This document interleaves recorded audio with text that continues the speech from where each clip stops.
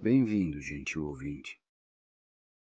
Vou presumir que você assistiu aos 2 primeiros atos deste, meu relatório sobre Rogaldorn.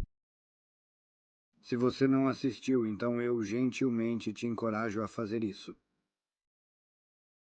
Mas vamos agora continuar com esta história. A história do primarca da 7ª Legião.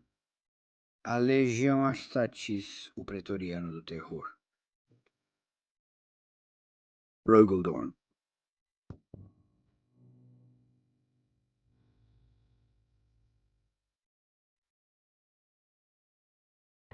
Foi logo depois disso que as forças do caos discerniram algo. A única coisa que eles temiam mais do que qualquer outra coisa. O lobo Leman Russ, o leão, ele mesmo, L. Johnson e Gulliman, que comandava a maior legião.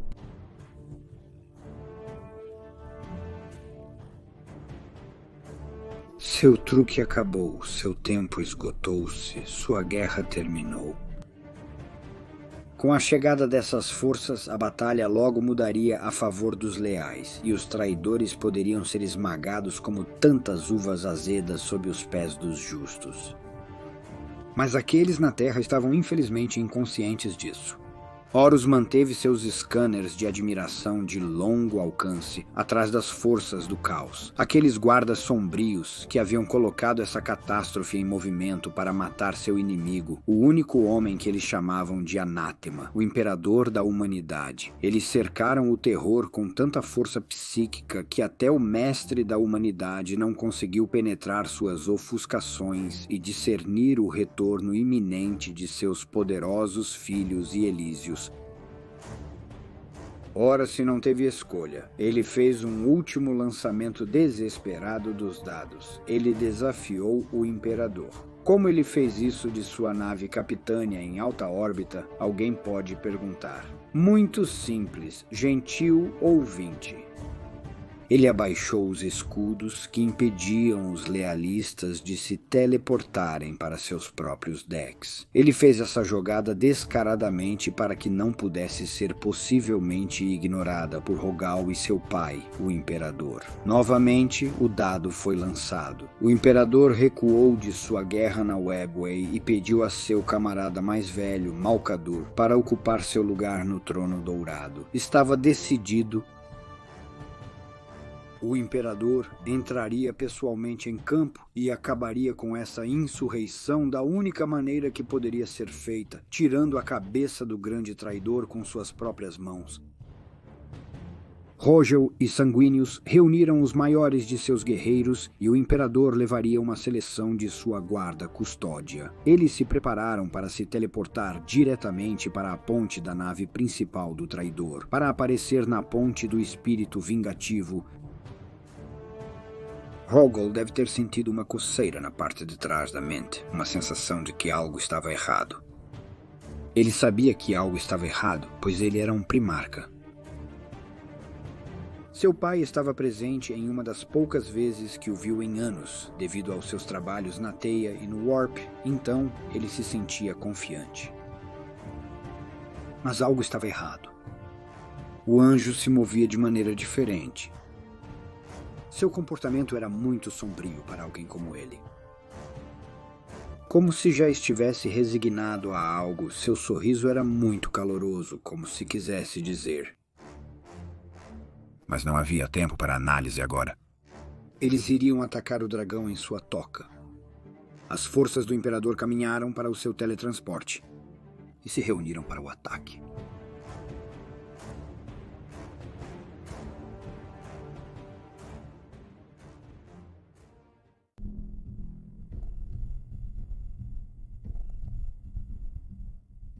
Rogel e sua guarda Terminator escolhida a dedo, fortemente blindada além até mesmo de um conjunto normal de armadura de poder dos Space Marines, apareceram. Mas o choque da tradução para as profundezas do espírito vingativo foi triplicado e terrível além da minha capacidade de descrever. As paredes do espírito vingativo estavam adornadas com olhos e bocas que gritavam cacofonias intermináveis de blasfêmia, de ódio e dor. Era uma visão de perdição manifesta, onde tudo era degradação e pesadelo distorcido. A mente de qualquer mortal normal teria se despedaçado, e eles teriam arrancado seus próprios olhos do horror a que foram submetidos apenas por visualizar esta cena infernal. Rogol viu o futuro da galáxia se Horus e seus mestres de marionetes sombrios vencessem. Se houve alguma vez uma justificativa para suas lutas, ele a tinha agora, de sobra. Mas essa foi apenas a primeira reação, não importa o quão profundamente o atingiu. Seu choque foi terrível quando ele percebeu que a teleportação havia sido interrompida, pois ele não conseguia ver um único guarda-custódio, ele não conseguia ver o Imperador em lugar algum, nem conseguia ver um sinal de seu irmão, Sanguinius, nem de sua própria guarda pessoal. Eles haviam sido separados. Dorne, o guerreiro dentro deste homem, estava calmo e imediatamente começou a trabalhar, pois foram quase imediatamente atacados por multidões intermináveis de perversões e traidores que foram distorcidos além da paródia. Mas com um sentimento que deve ter sido semelhante ao pânico crescente, Rogel sabia que sua força havia chegado ao ponto mais distante da ponte. Ele teria que lutar ao longo de todo o comprimento deste navio para chegar à ponte e potencialmente ao seu irmão e pai. Eles estavam cercados por todos os lados e teriam que atravessar terror após terror, abominações sem conta. Infelizmente, como uma das maiores embarcações já feitas pela mão humana, o navio tinha cerca de 20 quilômetros de comprimento. Rogel fez a única coisa que podia e se moveu com a velocidade de um deus, enquanto começava a mais longa jornada de sua vida. A batalha para a ponte do espírito vingativo. Suas armas de projétil que ficaram sem munição, e logo ele e seus guardas avançaram, lutando a cada centímetro do caminho até a ponte Milhas. Mas ele nunca se cansou, nunca deixou um momento de pausa onde seu braço poderoso não estava levantado para balançar e cortar com sua lâmina confiável. À medida que os segundos se transformavam em minutos, os minutos se transformavam em horas. O rastro de sangue e vísceras dele e de seus homens era incalculável. O saldo escória torcida nunca acabava, mas então algo mudou. Oh, como mudou!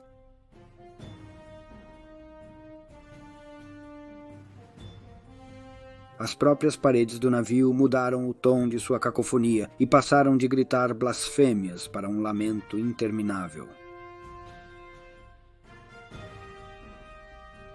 As figuras que os haviam assediado agora fugiam e corriam, gritando de terror e tristeza.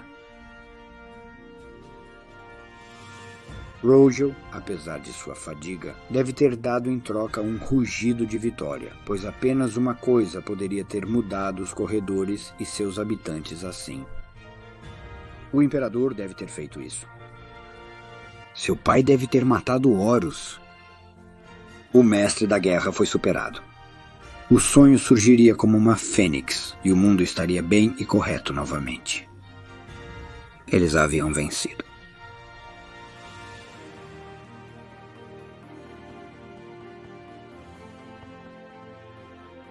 Com a rapidez de pé. Isso só pode ser atribuído à alegria. O caminho agora está livre. Rogel correu para a proa do navio para abraçar seu pai e irmão. Alegria! Todos os seus esforços não foram em vão. Os anos, os jovens homens e mulheres em seus milhões e bilhões que ele enviou para suas mortes contra essa indignação. O esforço de uma raça inteira valeu a pena. A humanidade havia olhado para o próprio abismo, os deuses sombrios do Warp, do pior que poderia ser lançado contra eles, e cuspiram no olho do mal. Um novo amanhecer estava prestes a começar. Eles haviam vencido.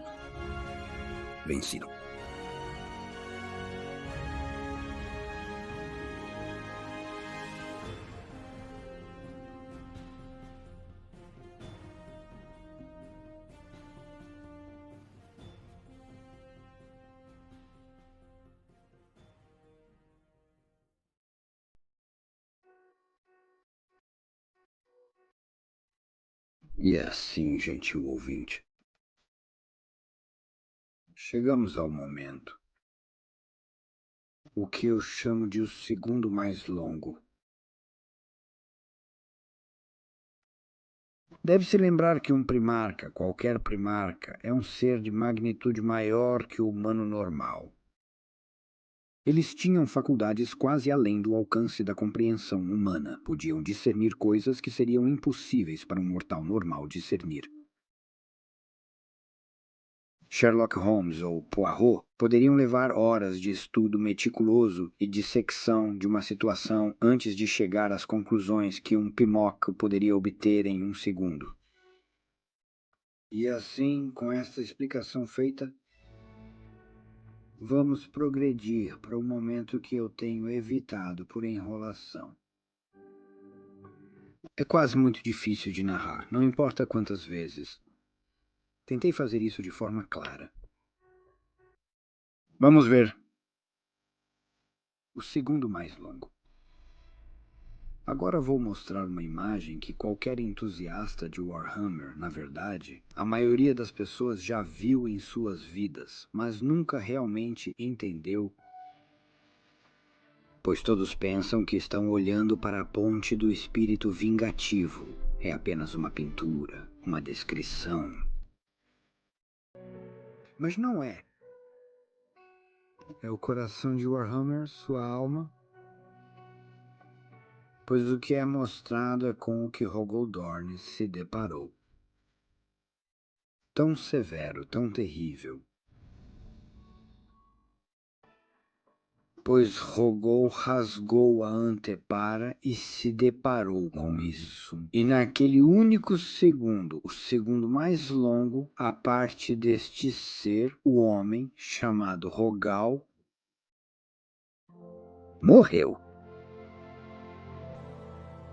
Ele morreu da pior maneira que um homem pode morrer. Ele morreu de um coração partido. A imagem que você vê contém as figuras de Horus, o Imperador, e Sanguinius. Pode-se pensar que isso é impossível, pois as figuras estão de pé e o Imperador parece prestes a confrontar seu filho, Horus. Mas me dê sua atenção e deixe-me explicar minha interpretação do conteúdo. Pois Rogal, Dorne conhecia o estilo de luta, as capacidades e falhas, as forças e fraquezas de cada indivíduo ali contido. Sua mente de Paimar, que absorveu tudo isso, comprometeu tudo isso. Em apenas um segundo,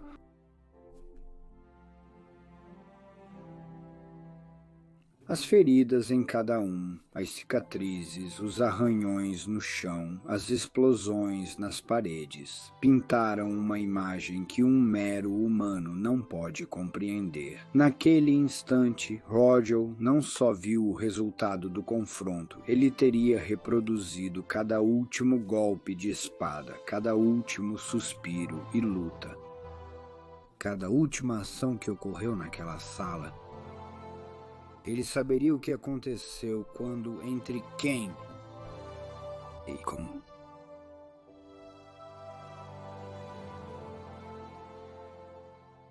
No segundo mais longo, Rogol viu tudo.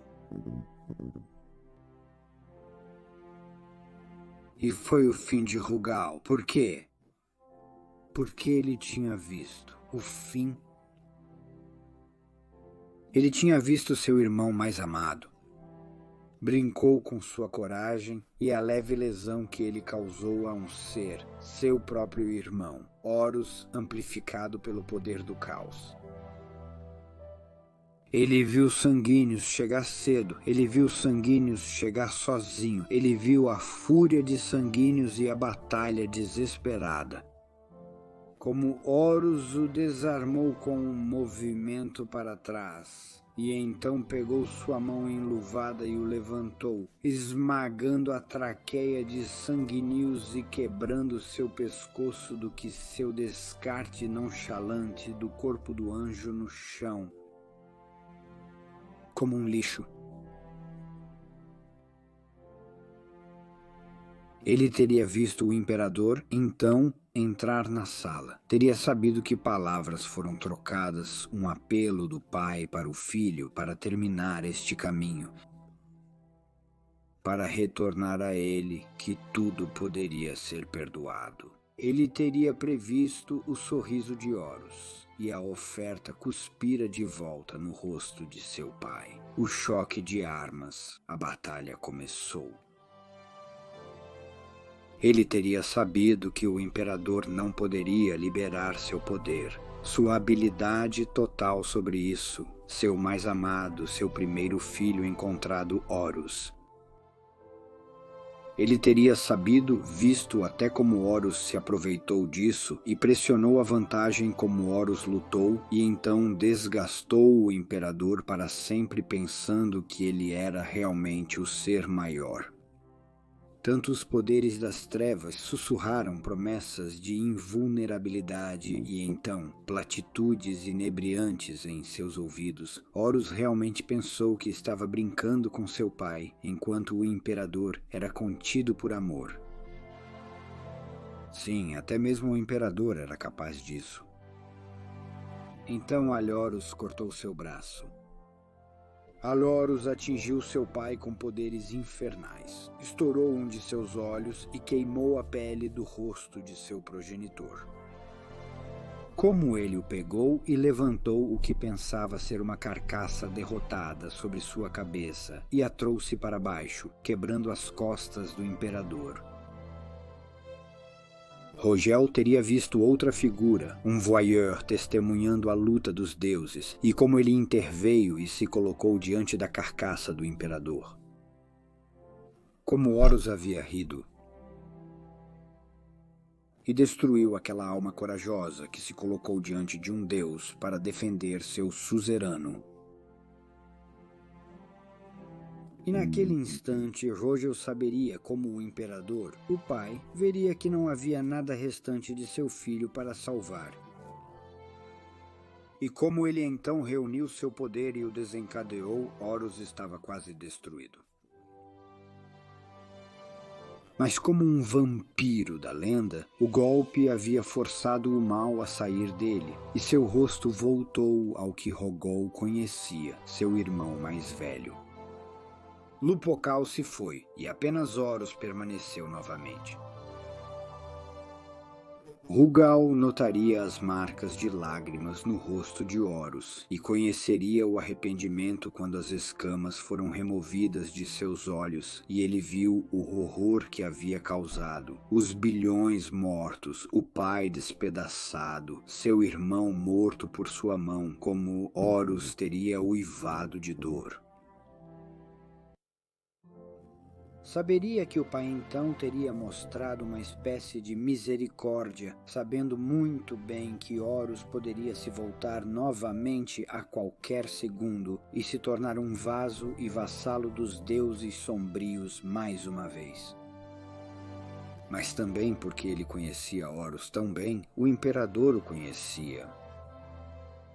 O pai sabia que o filho nunca seria capaz de se perdoar pela tirania e dor que ele trouxe ao mundo. Então, como um ato de prevenção, sim, mas mais como uma última ação de amor, o imperador novamente reuniu o último de seu poder e destruiu todos os vestígios da alma de Horus. Permaneceria para ser usado novamente. Horus, seu filho mais amado e grandioso, foi destruído tão completamente que nada poderia ser feito para trazê-lo de volta para assolar a galáxia, nem para sentir o peso, mas a dor de suas ações nunca mais. Ainda pior para Rogel, Horus deve ter retornado ao estado de ser que Rogel se lembraria tão bem. Saberia o mal que ele era pela paródia de sua armadura e o ambiente e companhia que ele mantinha. Mas naquele instante, Rogel teria olhado para Horus, o Horus que ele se lembrava, o titã incorruptível de esperança e justiça, mas sem sequer um vestígio de sua alma restante.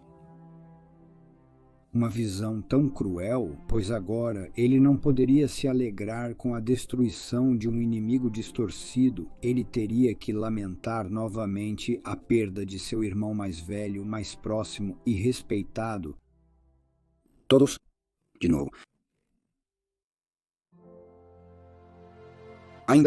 Ainda há mais. Eu já declarei antes que, da minha leitura da lenda, o Roger acreditava que ele acreditava na cruzada, no imperador e no império. Ele acreditava que seu pai não tinha escolha em suas ações e que a única maneira de salvar a humanidade era ele assumir o controle diretamente, apesar de saber que estava se revelando para os poderes sombrios do Warp e que eles nunca se cansariam de sua busca para destruí-lo, pois desejavam que a humanidade fosse seu brinquedo e banquete para todo o sempre e em perpetuidade. Hugo acreditava mais do que qualquer primarca, mas neste quarto ele sabia que o Império morreu. Pois se qualquer uma das 3 pessoas que foram destruídas tivesse vivido, o sonho do Império poderia continuar e ser curado. O Imperador era seu rei, seu arquiteto e protetor. Horus era seu maior guerreiro e mantinha o sonho sagrado antes de sua corrupção e realmente entendia o sonho e como lutar por ele e para que servia a salvação da humanidade. E Sanguinius? Ele era a própria alma dele. Ele exemplificava o melhor e mais brilhante da humanidade. Ele era a promessa brilhante do futuro. Sanguíneos era o Império. Ele era o objetivo, para que um dia todos os humanos em todos os lugares da galáxia e além pudessem ser como ele. Sanguíneos era a promessa encarnada. Foi o resultado da cruzada e do Império. Só Conrad não estava presente. Horus iria ganhar o Império. Rogol iria construir o Império. Sanguíneos seria o Império. E Conrad Curze estava lá para protegê-lo e fazer cumprir sua lei. Mas Conrad não conseguia igualar o poder da escuridão dentro dele, a escuridão que era o Night Haunter. Ele havia caído há tanto tempo que Rugal havia esquecido, mas agora ele se lembrou. Mas sem eles, sem seu general filósofo, sem sua alma, sem seu rei, o sonho estava perdido. Rugal não poderia fazer isso sozinho.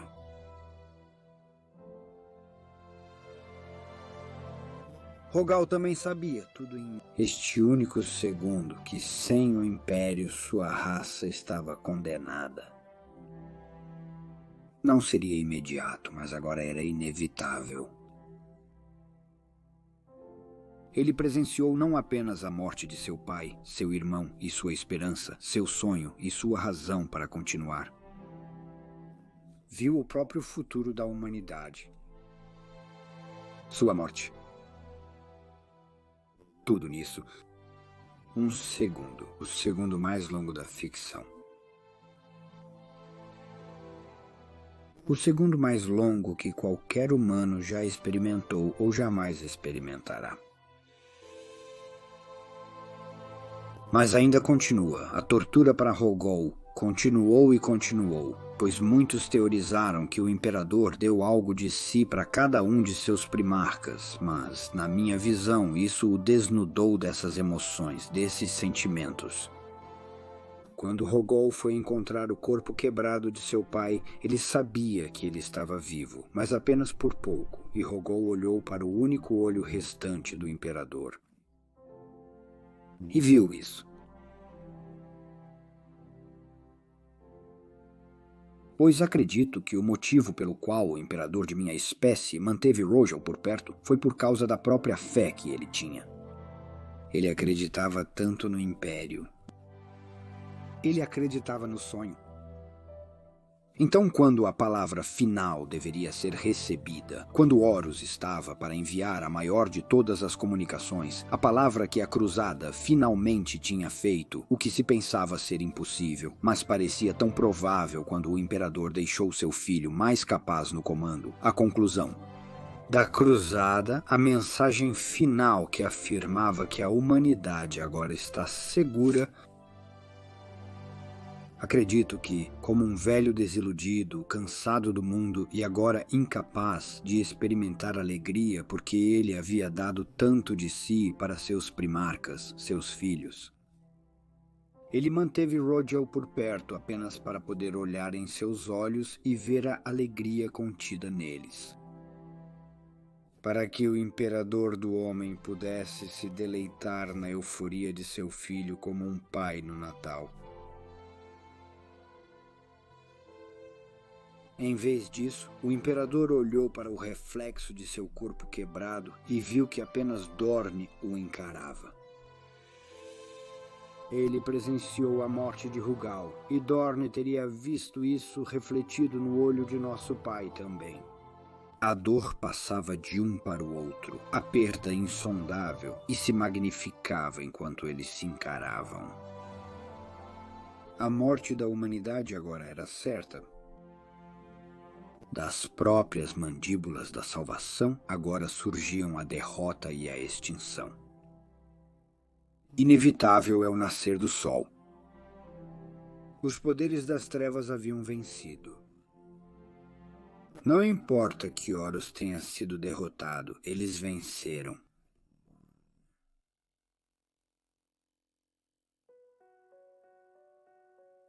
Então Dorne trouxe seu pai de volta para a Terra e anotou suas últimas instruções, seus planos finais. Pois ambos sabiam que estavam apenas adiando o fim, buscando o caminho que levaria ao último suspiro mais longo, pois a humanidade, o império e o sonho estavam mortos.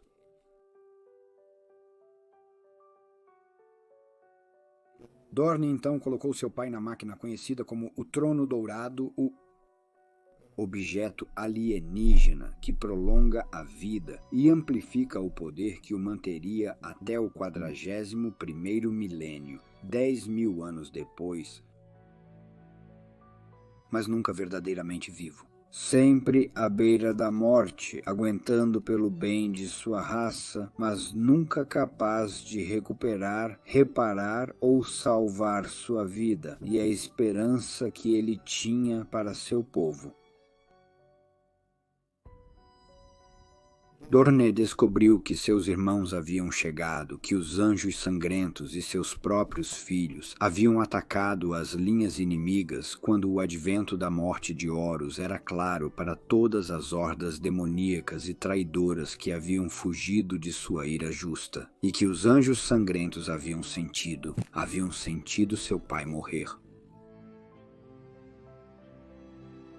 Dorne levou seus homens, liderou seus irmãos restantes em uma cruzada de ira e de penitência, pois embora Rogel estivesse desaparecido, Dorne, o guerreiro, estava envergonhado.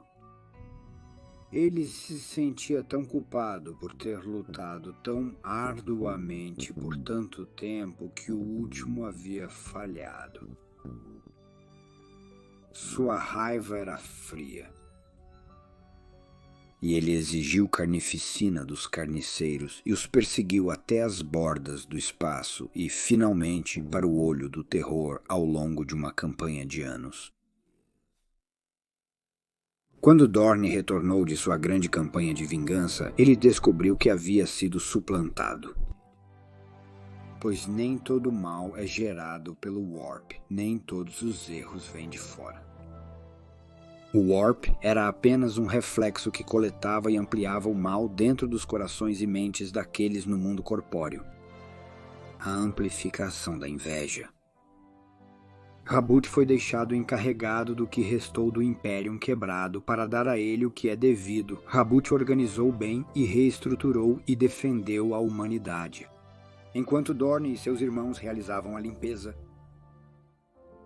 Mas Rabut se elevou, tornou-se encantado com sua própria autoridade, ficou muito tempo sem ninguém para contradizê-lo, então ele suplantou Dorne, o homem que havia recebido as últimas instruções do imperador antes de ele parar de falar, e ganhou tal autoridade que discordar de Rabut era visto como traição.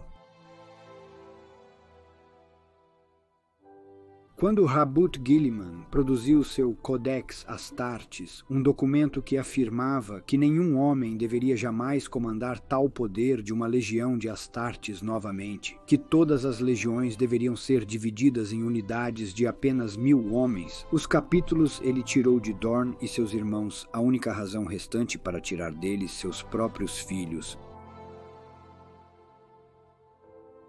Dorne declarou que nunca faria isso. Navios de guerra dispararam contra um dos navios dos punhos imperiais, alegando que Dorne havia desafiado o Rebut. Dorne estava enfrentando conformidade para outra guerra civil, uma que aceleraria a extinção da raça humana.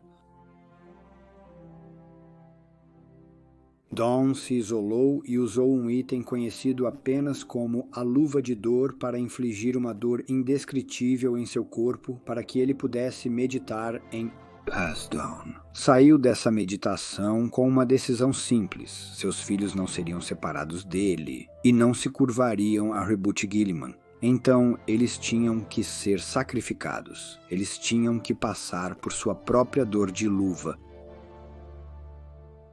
Eles tinham que espiar. Eles iriam para um lugar, uma armadilha conhecida apenas como a Jaula de Ferro, que descreverei com mais detalhes no futuro, se eu tiver coragem para fazê-lo, e lá na armadilha feita por Paterabo dos Guerreiros de Ferro, feita especificamente para provocar Dorne, ele atacou sabendo bem que, como Abraão, sacrificou seus filhos à morte em nome do imperador, pois Rebut não aceitaria nenhum desafio e nunca confiaria em outro primarca para empunhar novamente o poder de uma legião. E assim eles morreram. Talvez todos eles teriam morrido se Guilliman não tivesse liderado seus marines, seus ultramarines, para o local e intervindo para salvar os últimos deles. A vergonha disso. Mas Dorne era um primarca apenas agora. Ele não sentiria a vergonha que Rhogal teria. Afrontado sim, a vergonha não. Pois na minha leitura da lenda, suspeito que Dorne pegou os filhos de Rhogal e permitiu que fossem abatidos para ver se havia algo de Rhogal restante. Qualquer último vestígio do homem que sonhou um sonho do futuro. Se restasse algo de Rhogal, ele despertaria então, ou nunca mais. Dorne estava satisfeito. Não restava nada dele. Rhogal estava morto. Apenas Dorne permaneceu. Os remanescentes da legião foram então divididos nos capítulos de 1000 homens que Guilliman exigiu. Alguns registros dizem que apenas 3 capítulos foram possíveis, tão poucos dos punhos imperiais que restaram após a Jaula de Ferro. Os punhos imperiais foram os primeiros 1000, os punhos carmesins o segundo e os templários negros os últimos. Apenas 3.000 filhos de Dorne, de quase 100.000 no início da heresia. Outros relatórios afirmam outras coisas, mas vamos analisá-los em um momento diferente. Dorne continuou a lutar contra os inimigos do Império e disse que ele era feroz, mas sem misericórdia ou piedade, pois essas eram características de Rhogal, não de Dorne. E Rhogal. Ele foi deixado na ponte do espírito vingativo, experimentando para sempre aquele segundo mais longo. Talvez seja melhor assim. Disse que Dawn foi morto em um navio traidor quando eles irromperam do Olho do Terror, o Warp, em uma de suas muitas incursões no espaço real. No entanto, há alguma controvérsia sobre isso entre os fãs. A única coisa que restou foi sua mão. Desde então, seus filhos, os punhos imperiais, a mantiveram como uma lembrança sagrada e ícone deixado na falange, seu poderoso navio de guerra e lar dos punhos imperiais. Cada mestre do capítulo desde então gravou seu nome nos próprios ossos da mão de Rogal Dorn. Existem teorias de que isso não é verdade, e que Dorn pode não estar morto e existe em terra no palácio, escondido, vigiando a casca que é o corpo do imperador da humanidade. Pessoalmente, não consigo pensar em um destino pior para este filho, para este homem. Pois se Rogel realmente tivesse vivido, então ele teria que assistir ao seu sonho morto, decair dia após dia, ano após ano, século após século, como um pai assistindo seu filho decair diante deles, e nunca poder desviar o olhar, nunca poder ter um único momento de alívio. Essa teoria eu não suporto. Para a lenda, o herói, o homem que lutou tanto por tanto tempo e quase prevaleceu contra metade de seus irmãos, esses semideuses, praticamente sozinho. É muito sombrio até mesmo para mim. Então eu espero que Dorn tenha morrido naquele navio lutando, apesar do fato de que teria sido suicídio por espada de corrente nas mãos de seu inimigo. Pois Dorn nunca seria morto por gente como eles, eu espero que tenha sido. Com todo o meu coração.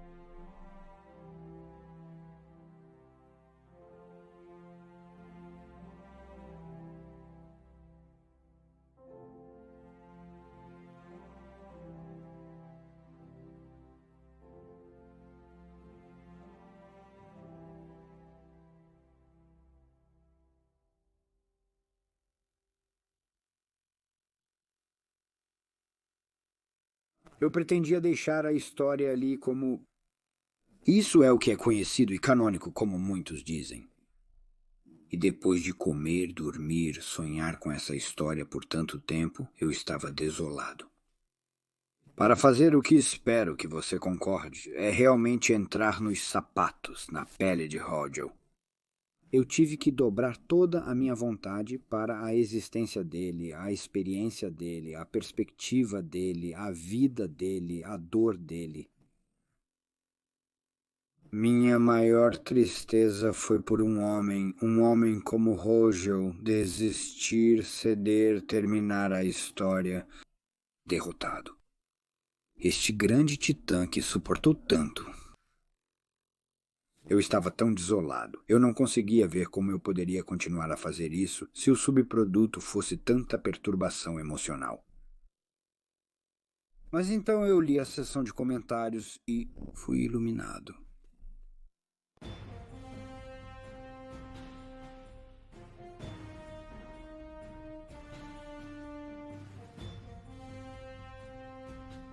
Então, pela última vez, coloque sua mão na minha, gentil ouvinte, e deixe-me levá-lo em outra jornada.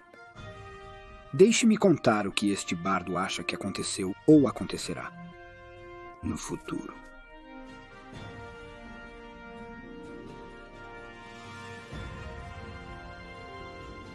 Pois eu percebi que eu estava errado na minha leitura. A história do mundo Warhammer de fato muda e progride. Uma vez que a ideia de que um Primarch retornaria era risível. Eles eram apenas pano de fundo para adicionar ao cenário. Mas agora não é mais assim.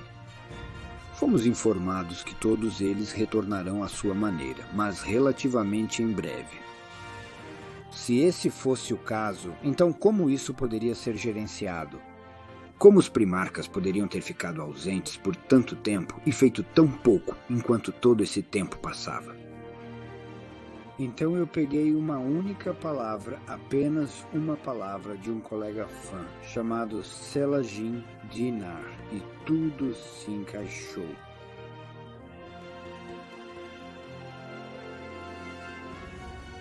O Corvus Corax entrou no Olho do Terror, Jagatai entrou na Webway, Vulcan parece derrotar a besta, mas então inexplicavelmente desaparece novamente. Russ entra no Warp e o leão dorme.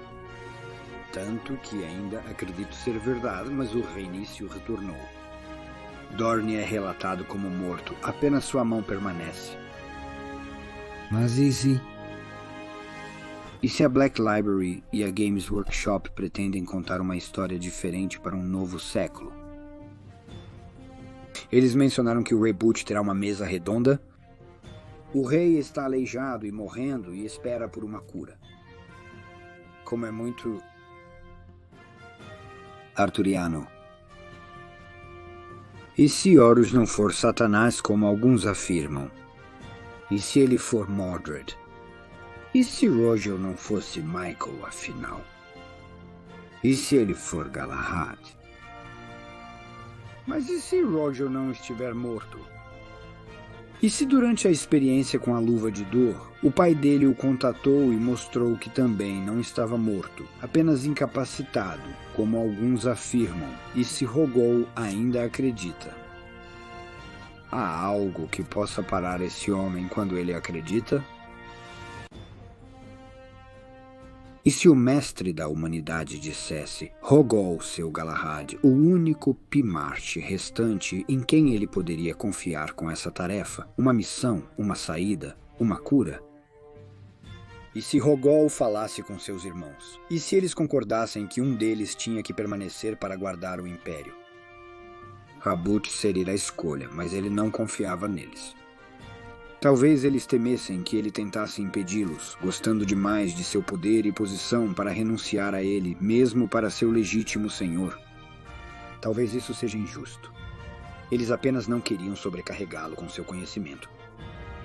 Cada um dos primarcas foi para um reino separado, pois até mesmo um sono profundo, como no caso do leão, pode ser considerado outro reino também, o reino dos sonhos. Vulcan fez uma jogada apenas para salvar o Império. Depois desapareceu novamente, e em um dos livros mais modernos, ele afirmou a um filho de Dorne que contará ao pai dele sobre ele. Os irmãos liderados por um homem, o homem que falou por último com o pai deles, cara a cara, pediram-lhe para abandonar sua busca por um tempo, e quando o perigo da besta fosse evitado, para retornar ao seu número e buscar novamente, o que se Rogel liderasse seus irmãos novamente, como ele já fez, e eles são os cavaleiros procurando pelo Graal, ghouls totalmente não sombrios podem dizer, mas por que não? Eu nunca disse que eles teriam sucesso para mim. Eu gosto de pensar agora que Rogel ainda está vivo, não apenas Dorne, e que Rogel está procurando por essa cura, esse Graal que rejuvenescerá o Imperador e permitirá que ele retome seu lugar no trono mais uma vez, para liderar a humanidade e restaurar o sonho do Império. Pois acredito que só há uma pessoa que poderia fazer isso. Não um deus, não um primarca, mas um homem. Um homem que acredita... Rogel.